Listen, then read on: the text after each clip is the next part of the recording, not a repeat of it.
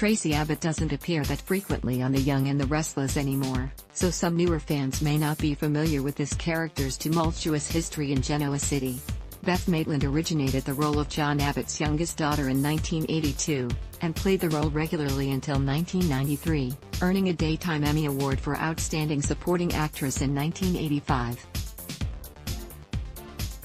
In 2001, she returned to Y&R on a recurring basis, with Traci showing up for holidays or during family crises. When she was younger, Traci always felt insecure and jealous of her glamorous older sister, Ashley Abbott, and suffered from bulimia. During the 80s, Traci fell hard for Danny Romalotti and became a singer in his band to fight for his attention with her rival, Lauren Fenmore.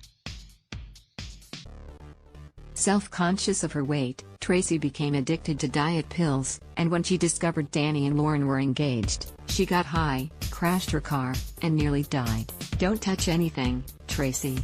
After recovering, Traci began dating her college professor, Tim Sullivan, but when she found him in bed with another student, she became suicidal, and her life was saved by Christine Blair's timely intervention.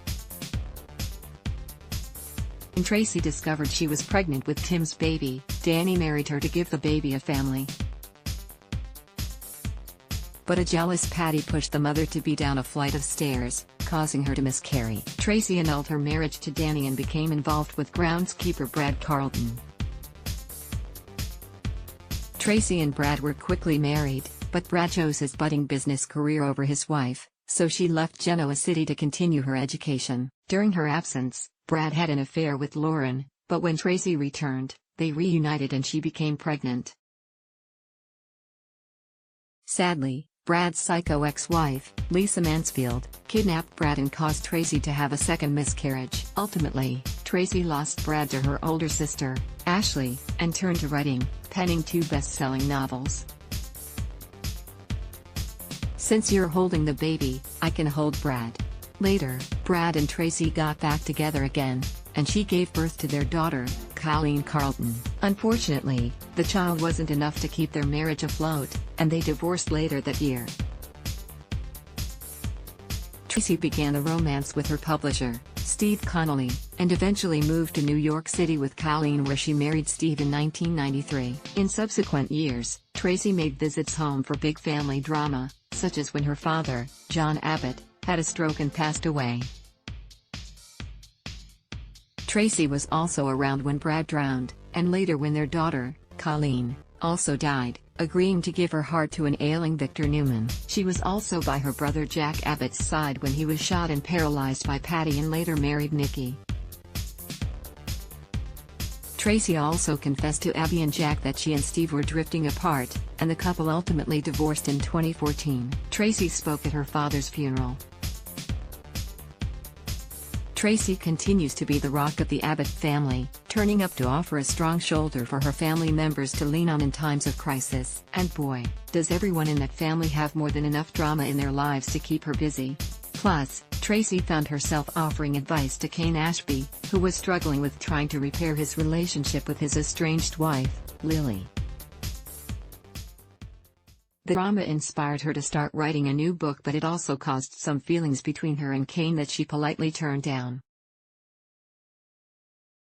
Then, Traci helped care for her ailing mother, Dina Mergeron, who was struggling with Alzheimer's and nearing the end of her life. She also was offered a job heading up the publishing side of Chancellor Media by Lily and Billy. While caring for Dina, Jack and Traci discovered she once owned an emerald necklace known as the Teardrop of Love. They managed to locate the necklace, and Jack had the emerald broken up to make jewelry for each of the Abbott siblings shortly before they all had to say goodbye to Dina forever. Traci will always support Jack and the rest of the Abbott family no matter what. Howard Wise/JapaStudios.com. When Jack received strange text messages luring him to Los Angeles, Traci was worried for her brother and wanted to accompany him, but he refused. She was then surprised when he reported back that his son, Chemo, had died, but he also had a granddaughter, Allie. While Ashley was suspicious of Allie's motives, Traci had a more positive attitude towards the newest Abbott. However, she did join the rest of the family in being outraged when Jack later revealed he'd been lured to LA.